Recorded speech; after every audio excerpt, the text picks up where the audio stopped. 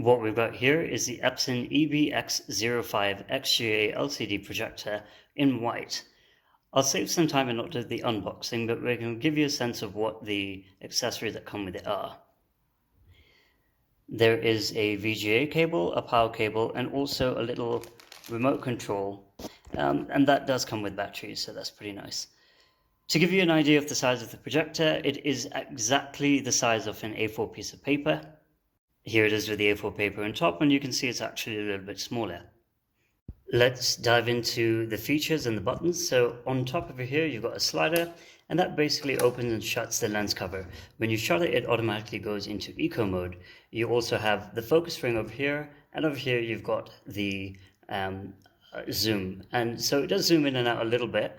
I don't know exactly what the ratio is, but it just seems to work fairly well. Over here you've got the keystone slider. The one thing to note is that this does actually have automatic keystone correction, which is pretty nice. So once you've got this roughly squared away, it will correct the rest of the picture for you so that you don't need to do the vertical and horizontal keystone adjustments by yourself. And over here you've got a variety of buttons: the power button, the home button, the menu button, and you can pretty much control the entire menu on the projector using these buttons if you don't want to use the remote control or for some reason you've lost it. Let's take a look at the ports. On the left you can see is where we're putting in the power cable. Here you've got your USB-A, you've got your USB, you've also got your component for audio and video, the VGA cable as discussed, and the HDMI. So how does this projector perform? Well, I turned it on about 12 feet away from my wall, and it is just a wall, it's not a screen, and it did really, really well. Here's a picture. Now, you've got to bear in mind that my camera will actually dim the image because it's very bright, and so I haven't done an exposure lock, and so it's difficult to get a sense of exactly how bright it is. The projector is rated at 3300 lumens, and it's a really, really bright picture. The one other thing is that it is actually a 3 LCD projector, which means that there is no color wheel. I'm not exactly sure how much difference this makes because the DLP color wheels these days are doing very well, but there's absolutely no rainbow effect, and bright colors for the most part came out really, really nicely.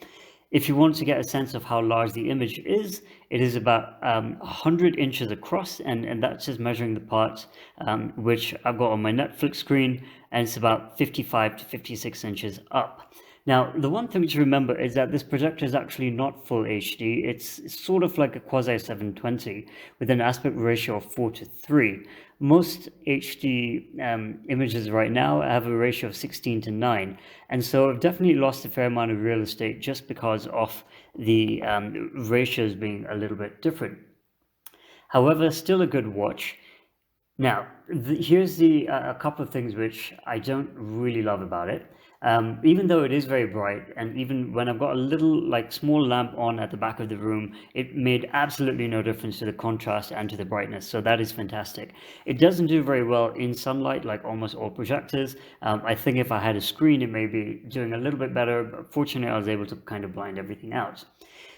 The thing I didn't like at all was it doesn't handle darks and blacks very well. If you start looking at a lot of darker scenes, you will start seeing a lot of banding, and that becomes noticeable, and that just starts becoming a little bit of a distraction.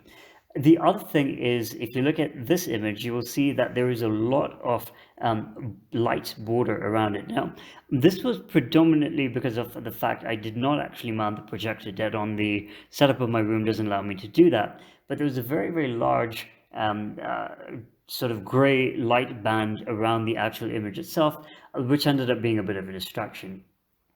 The third thing is that given this price point, the resolution really isn't what I would have expected. It doesn't seem all that incredibly sharp from about 10 feet away. Can't really complain too much from 10 to 12 feet, but it isn't the best. Definitely worth getting an upgrade to full HD or even 4K if that is something that you can afford. And if you get closer than 10 feet, you can definitely start to see the actual pixels on the image. The other thing is that the speaker within this projector, useful only as a last resort. It is sort of like a very weak laptop speaker, which would you just be far better served by connecting it to almost any sort of Bluetooth speaker. or connecting your actual audio source to a Bluetooth speaker. But yeah, that's about it. I want to keep this review short. Thought it's a decent buy, but again, if you are able to get an HD option, I would go for that. The brightness is fantastic. The weight of the unit, 2.5 kilos, very light, very easy to move around, easy to mount. It isn't all that noisy. It does warm up the room a little bit, but not all that much. But yeah, not overall, not too bad.